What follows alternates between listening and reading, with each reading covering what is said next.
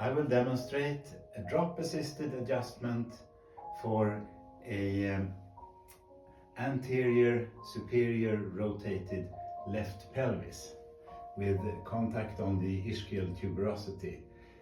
This treatment is helpful for patients with back pain and sciatica that I have diagnosed with pelvic pain.